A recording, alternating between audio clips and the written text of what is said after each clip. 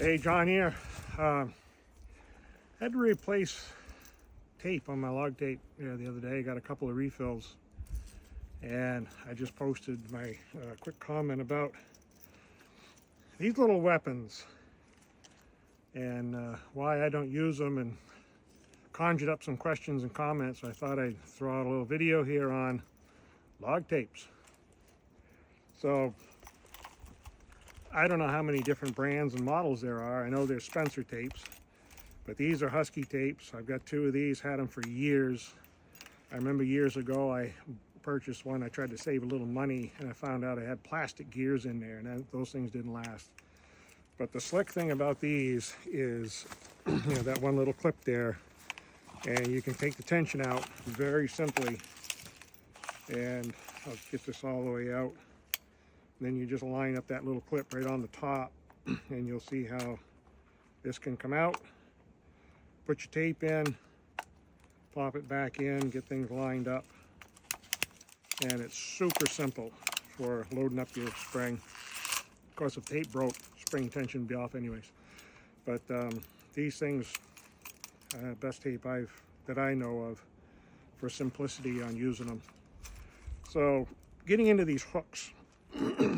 I know there's these things here. These little weapons, I take them things right off, and a couple of reasons. One, of course, is that nasty little having to reset this thing, and it's snapping over and grabbing your finger and chewing holes in your gloves. It's nasty. The other is that even if you figure out how to use these things without getting bit, is when you hook them on your log, you're out there and you want to unhook it, you give your tape a little tug, and if you just pop it off the end of the tree and let the tape recoil it back to you, these things weigh enough that they're going to hit a limb and do one of those. It just wraps itself around a limb, and you're going to find yourself back there unwinding it and getting to get it to come back to you. The only way of alleviating that problem is to snap it off with a strong enough tug that this thing comes flying through the air, so it misses all the brush, and then your tape is recoiling that thing back up. And I've seen it breaks the tapes, and if you try to slow it down with your fingers, you're going to cut your fingers. It's just, no, I don't use these things. So what I learned from Soren years ago, it's one of the simplest little best things that I did pick up from working with Soren, was using bicycle spokes and making these little tape ends. So I'll try to get a close-up here. I'm not sure, I'm looking at the wrong side of the phone, but there are some details to these. I've seen some folks try to make them, and I see what they did, and they're not going to work well. There's actually a couple little details here. I have another video that I made a while ago, and you can look that one up on how to actually bend these up. It's pretty simple, but the details. One is you got to make sure you've got that little knee on both sides, and that's what allows you to set it around the corner of the log. I'll throw in a couple of clips here, and hopefully it'll make sense on how I do this.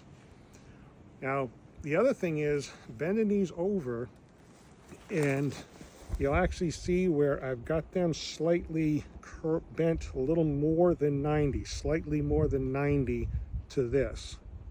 Okay, and also the length. It's really important that these things are not too long and not too short. If they're too long, then it's awkward trying to set it mid-log, where I just make a little saw mark and I can set it in that saw curve. If these are too long, it doesn't fit, doesn't work. Another thing that I do with this is, here in the Northeast, we've got summer and winter, and we got hardwood and softwood. And we've got rock maple. And rock maple is wicked hard, and frozen rock maple is more even harder.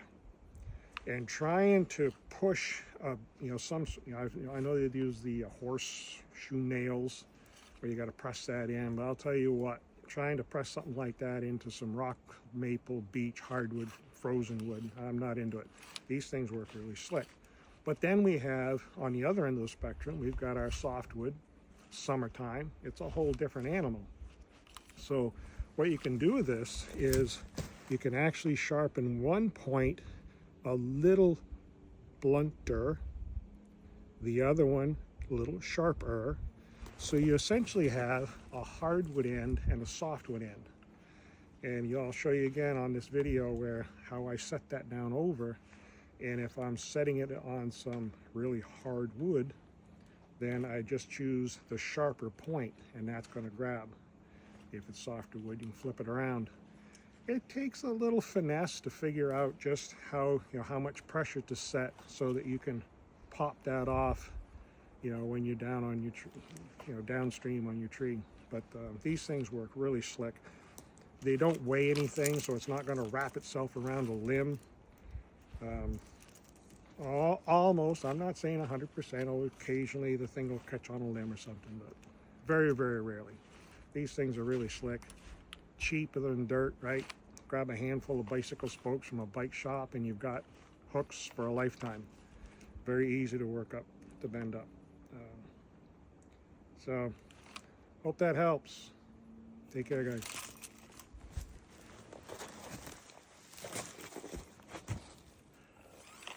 Another little simple thing I'll do is mark my my common lengths with a piece of tape. So I've got my 12/6, 25. So the ones I mark are 12/6, 25, 16/6, and 33. And it's just, a little time saver when you're out there looking back on your tape. You can find those common lengths real quick.